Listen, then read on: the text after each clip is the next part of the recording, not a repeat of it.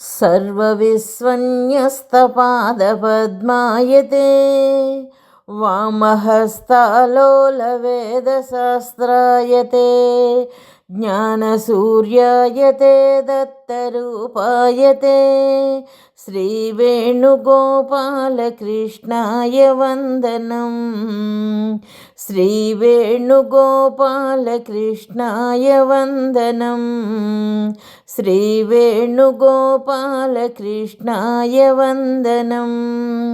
శ్రీ దత్తస్వామి వారి దివ్య సందేశము. హిందూ మత వివరణము 14వ భాగము. 15 ఆక్షేపణలు సమాధానములు. స్తుతిని గానము చేయమని సూచించు జ్ఞానబోధకమగు గాయత్రీ మంత్రమును పాటగా పాడనవసరము లేదు. నీవు పాడుము అను మాట పాటగా పాడనవసరము లేదు. గాయత్రీ మంత్రమును జపించుటలో ఉద్దేశము ప్రచారములో ముఖ్యమైన జ్ఞానాంశ విషయమును మాటిమాటికి గుర్తు చేసుకొనుటకే. స్త్రీ శూద్రాదులకు ప్రాకృతము తప్ప సంస్కృతము భాషించుటకు అర్హత లేదనుట సరిగాదు. శూద్రుడైన భూరిశ్రవుడు, గార్గి, మైత్రేయి, సులభాయోగిని మొదలగు స్త్రీలు సంస్కృత వేద పండితులు. అవతార పురుషుడగు బలరాముడు వచ్చినప్పుడు ఋషులు లేచి నిలబడినను భూరిశ్రవుడు నిలబడలేదని వానిని చంపుట అగ్రవర్ణ అహంకారమని ఆక్షేపించరాదు. ఏలననగా ఋషులు వివరించిన తరువాత బలరాముడు తప్పు చేసినానని గ్రహించి భూరిశ్రవుని మరలా బ్రతికించినాడు. ఈ పొరపాటును ఎవరునూ బలరామునితో సహా సమర్థించలేదు కదా. నీవు పిండిని మరలా పిసుకుటయ్యేలా? బలరాముడు యాదవుడు, అగ్రవర్ణము కాదని తెలియవలయును. అవతార పురుషుడు కులములకతీతుడు. తొందరపడరాదనియు, పొరపాటుగా శిక్షించినప్పుడు సవరించుకొనుటకు శక్తి లేనప్పుడు ఆ శిక్షను ప్రయోగించరాదనియు జనులకు బోధించుటకు ఆయన ఆ విధముగా నటించినాడు. వృత్తి మెలకువలు మార్గములు. ఏ వృత్తిలోనైనను నైపుణ్యము, ఆసక్తి 2 విధములుగా రావచ్చును. 1 పూర్వజన్మల బలీయమైన సంస్కార వాసనల మూలముగాను, 2 ఈ జన్మలో శ్రద్ధతో తమ తల్లిదండ్రులు, కుల పెద్దలు ఇచ్చిన తీవ్ర శిక్షణ మూలముగాను ఏర్పడవచ్చును.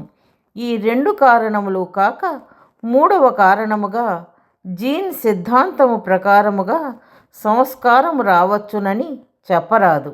ఏలననగా జీన్ను కేవలము కొన్ని శారీరక భౌతిక లక్షణములకే పరిమితమని నిరూపించబడినది. కావున వీటికి సంస్కారములతో సంబంధము లేదు. భూరిశ్రవునిలో మొదటి కారణము ఉన్నది.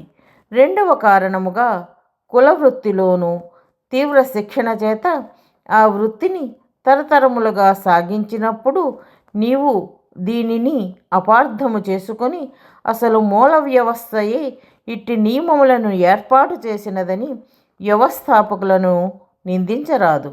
దీనికి చిన్న ఉదాహరణ ప్రభుత్వము ఉపాధ్యాయ పదవులను భర్తీ చేయుటకు ఒక పరీక్షను నిర్వహించినది. దానిలో అందరూ ఉపాధ్యాయుల పిల్లలే ఉత్తీర్ణులైనారు. దీనికి 2 కారణములున్నవి. 1 ఉపాధ్యాయ పదవిలో ఎక్కువ ఆదాయము లేనందున ఎక్కువ మంది హాజరు కాలేదు. 2 ఉపాధ్యాయులు తమ పిల్లలకు తీవ్ర శిక్షణను ఇచ్చినందున వారు ఆ వృత్తిపై ఆసక్తితో ఆ పరీక్షకు హాజరైనారు.